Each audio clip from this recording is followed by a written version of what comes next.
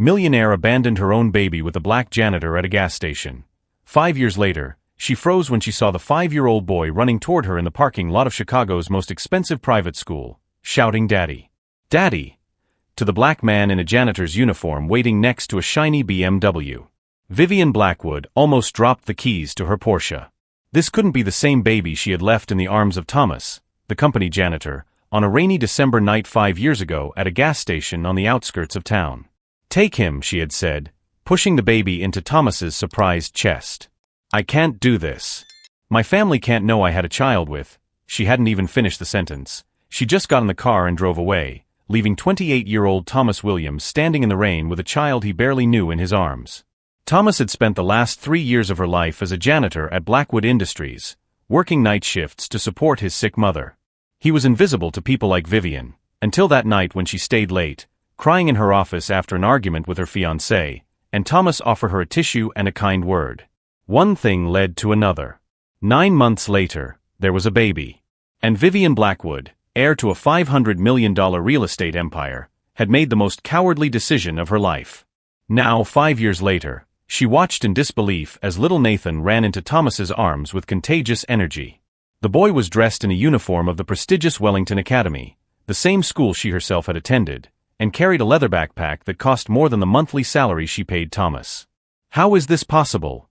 she whispered to herself, hidden behind a column.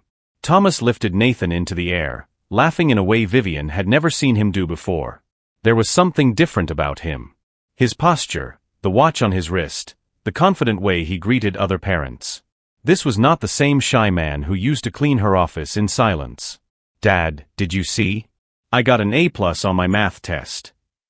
Nathan proudly showed her a piece of paper. "I knew you could do it, champ. Now let's go home. Your grandmother made that chocolate cake you love." Vivian felt a tightness in her chest. Grandmother? Thomas lived with his mother in a one-bedroom apartment in the suburbs. How on earth could they afford private school? As father and son walked hand in hand toward the BMW, Thomas paused for a moment and looked directly in the direction where Vivian was hiding.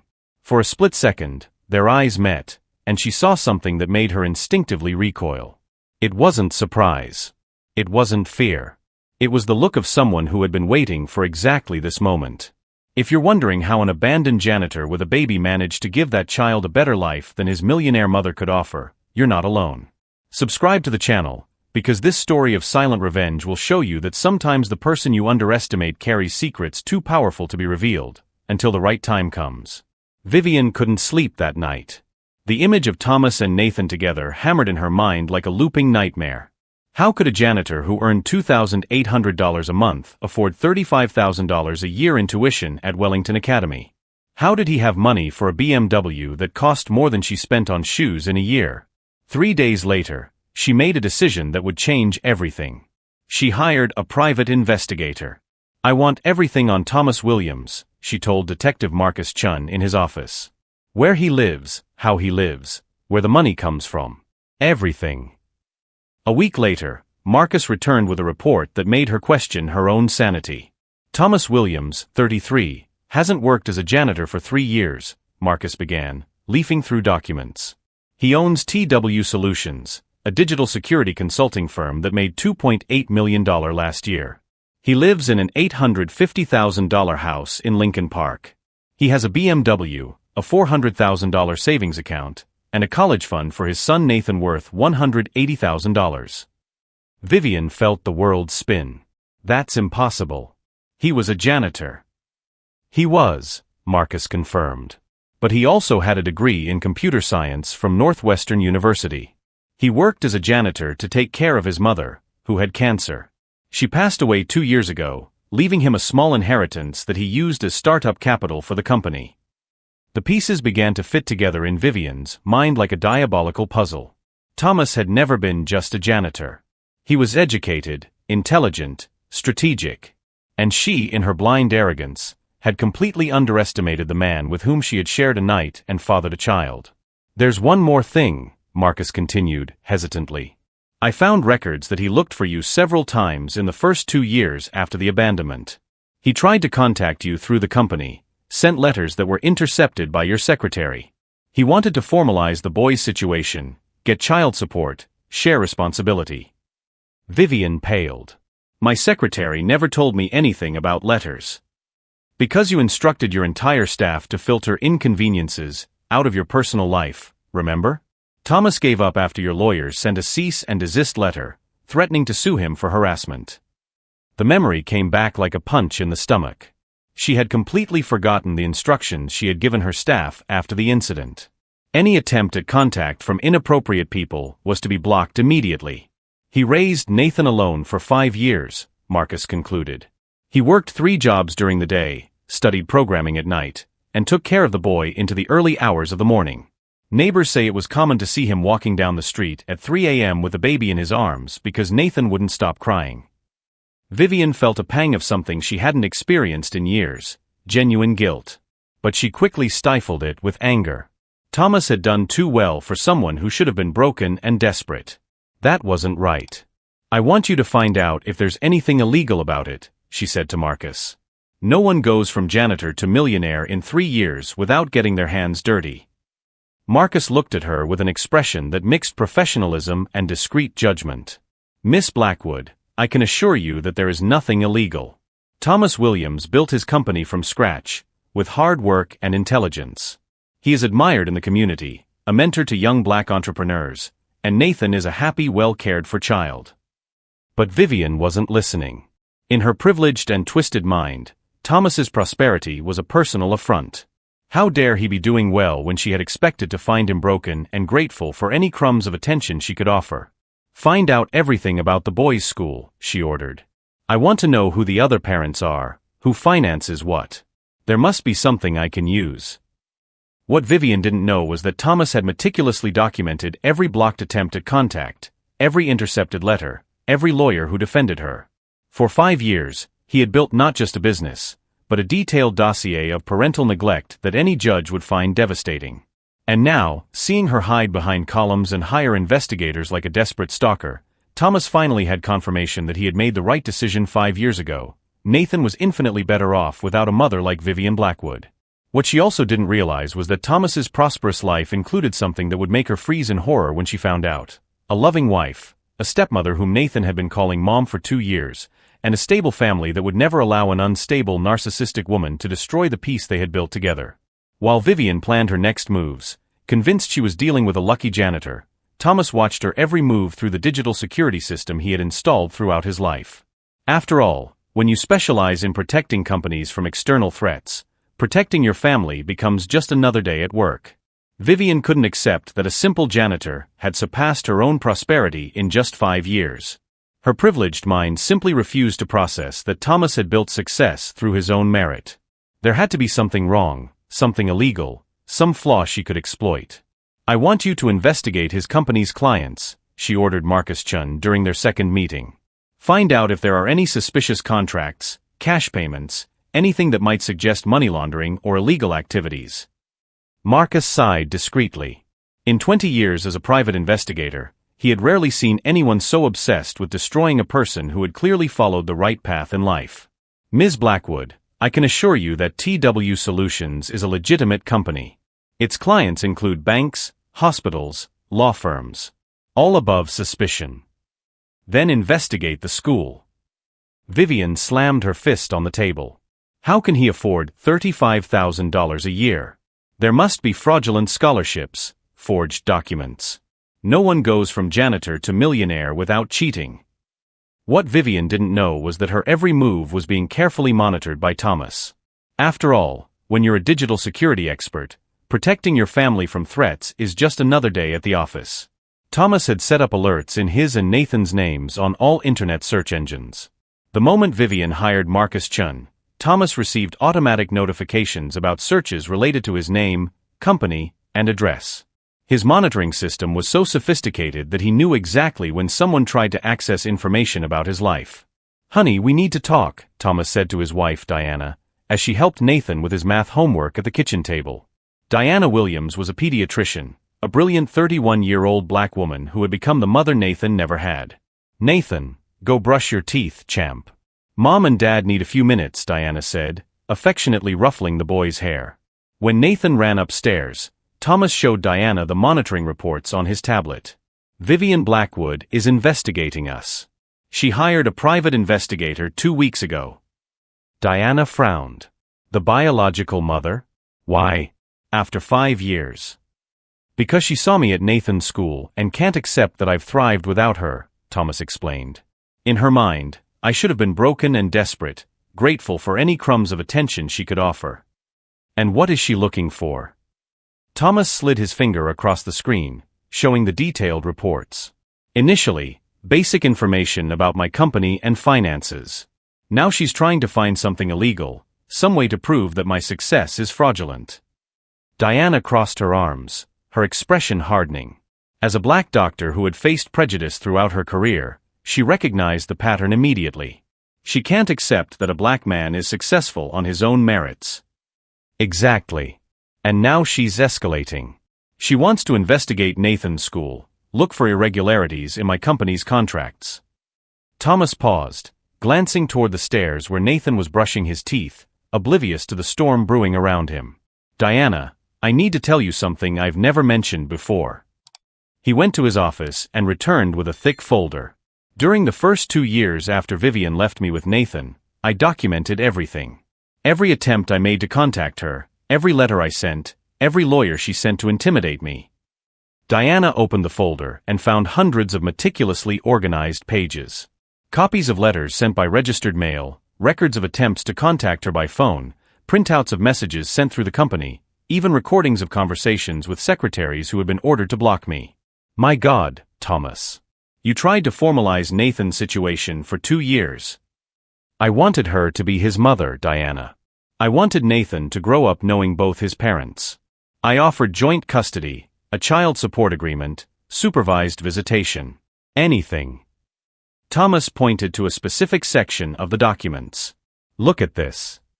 Diana read aloud, written instruction from Ms. Blackwood. Any attempt at contact from Mr. Williams should be immediately forwarded to the legal department for a cease and desist order.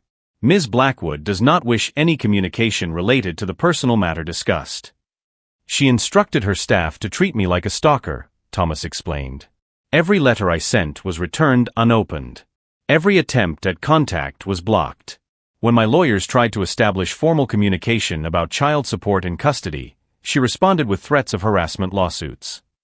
Diana turned the pages, finding more devastating evidence. Medical reports for Nathan that Thomas had paid for himself, receipts for all of the child's expenses, photos of birthdays that Vivian had never attended, school documents where only Thomas was listed as responsible. She abandoned Nathan completely, Diana murmured. And now she wants to come back. Not to be his mother, Thomas corrected. To destroy the family we built. She can't accept that Nathan is happy without her. At that moment, Nathan came running down the stairs in his pajamas and threw himself into Diana's arms. Mommy, can you read me a story today? Diana hugged the boy, feeling a wave of fierce protectiveness. Nathan had called her mommy since he was 3, when she and Thomas got married. To him, Diana was his mother in every way that mattered. Of course, baby. Pick out the book you want. While Diana took Nathan upstairs, Thomas continued organizing his paperwork.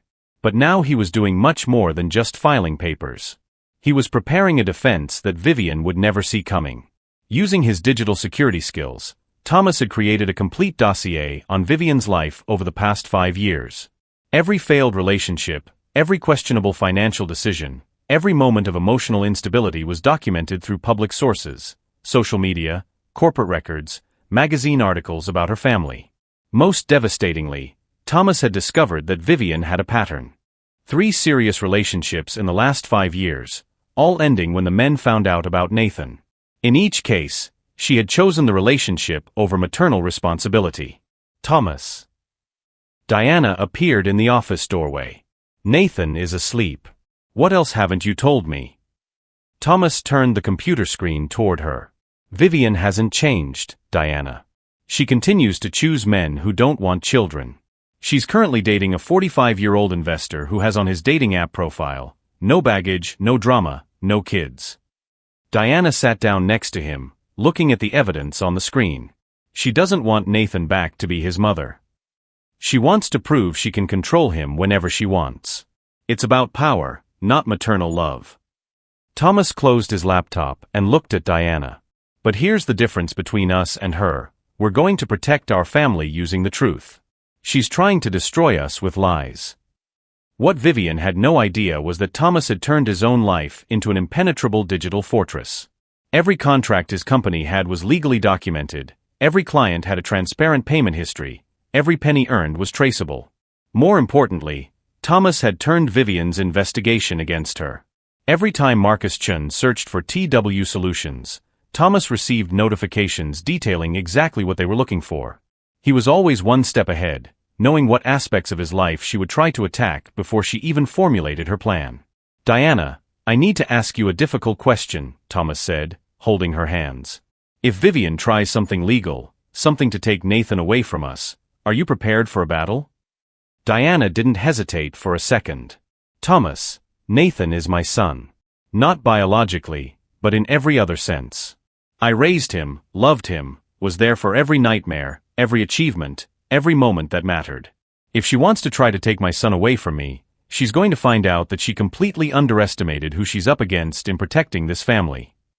Thomas smiled for the first time in days. Vivian was investigating the wrong man. She thought she was dealing with a lucky janitor who had gotten lucky in business. In fact, she was facing a security expert who had spent 5 years preparing for this very moment.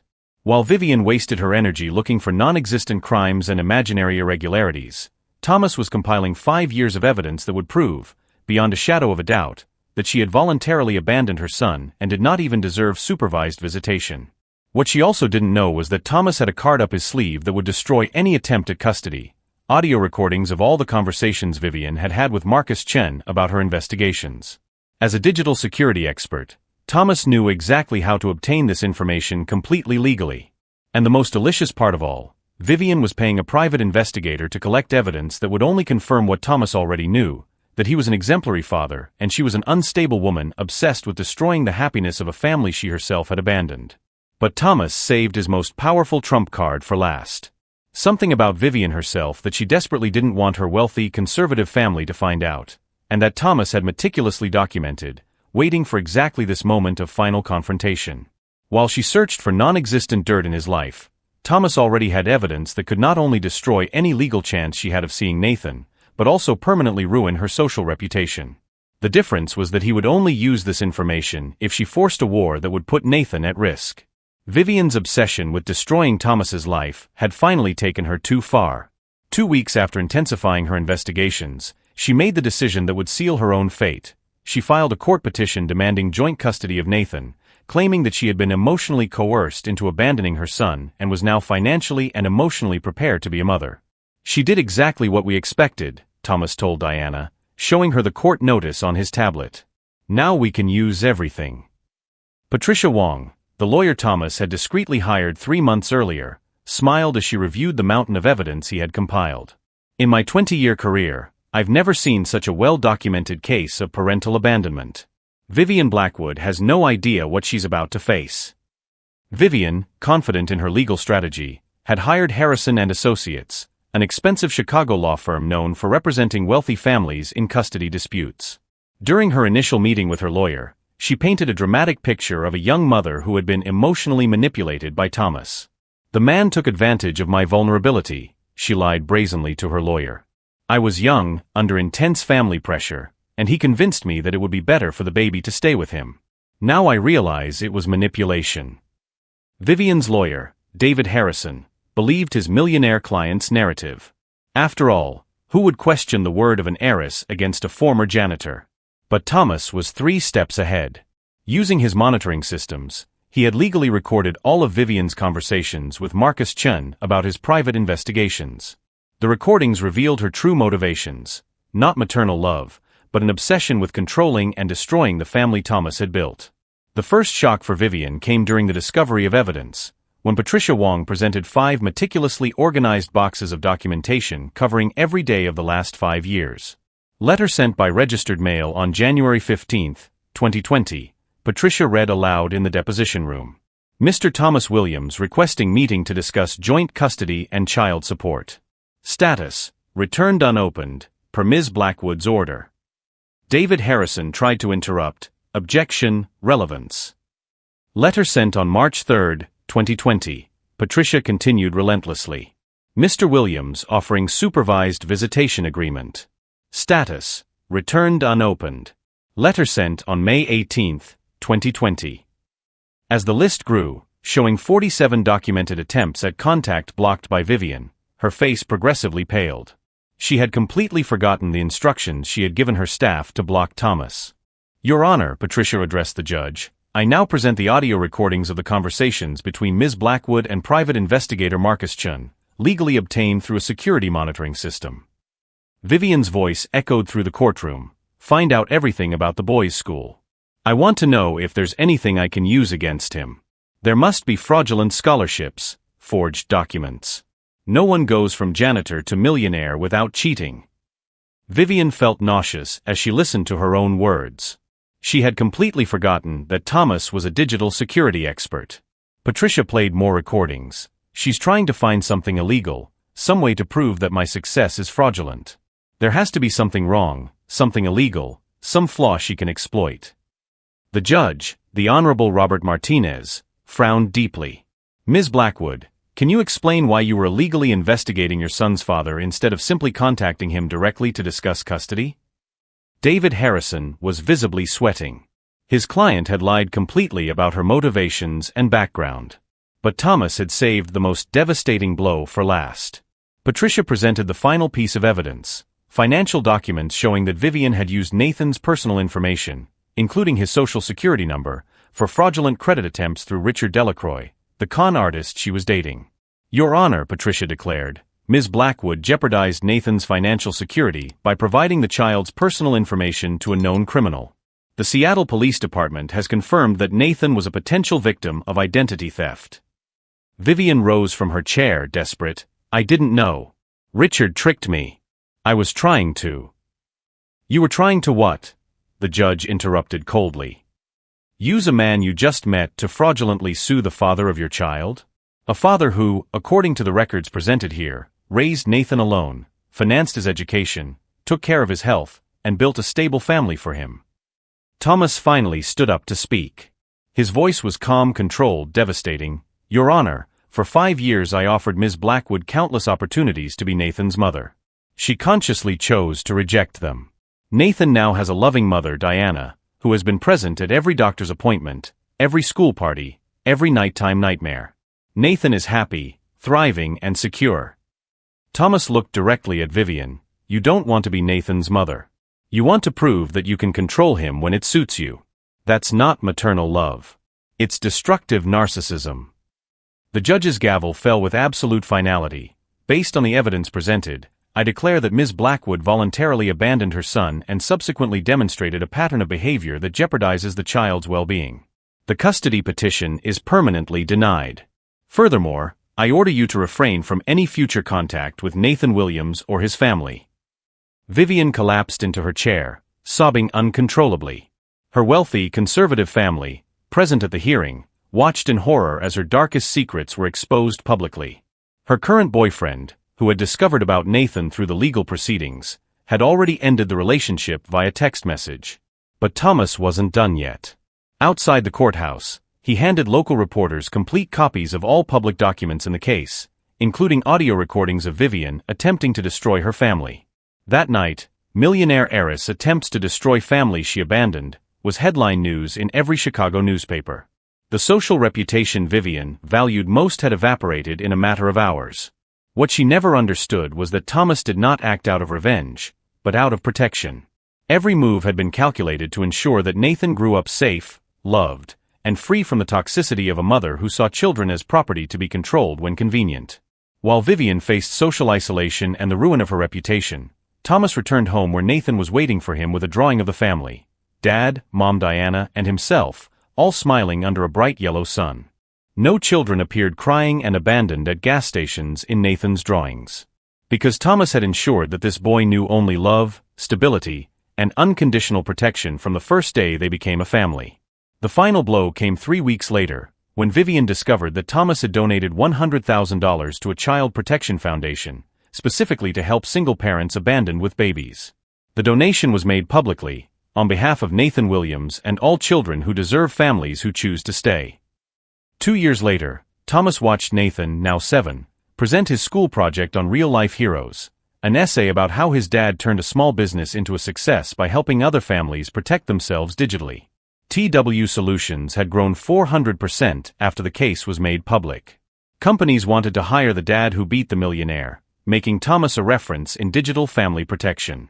Nathan was now studying at an even better school, had a guaranteed college fund, and most importantly, never doubted that he was completely loved. Diana was 3 months pregnant. Nathan had specifically asked to choose his little brother's name, saying he wanted someone who was truly part of our family from the beginning. Vivian, on the other hand, lived isolated in a modest apartment after losing her family inheritance. Her conservative family had disowned her after the public scandal. 3 relationships ended when the men discovered her story. She now worked as a receptionist, invisible and irrelevant. She tried to contact Thomas one last time by email, asking for just a photo of Nathan to see how he was doing. The response was automatic: "This address does not accept messages from blocked senders." Thomas never replied because Nathan never asked about her. For the boy, family meant those who were there for the victories, the defeats, the nightmares, and the dreams. "Dad," Nathan said that night, "my teacher asked if I miss my biological mother. I said you can't miss someone who was never there, right?" Thomas smiled, hugging his son. Family isn't who gave you DNA, champ. It's who chooses to stay when things get tough. Thomas's true revenge wasn't to destroy Vivian. It was to build a family so solid that she became completely unnecessary. While she wasted energy trying to regain what she had abandoned, he invested love in those who really mattered. If you believe that the best revenge is success built on true love, subscribe to the channel for more stories that prove it. Those who plant abandonment reap irrelevance, but those who sow presence reap eternal family.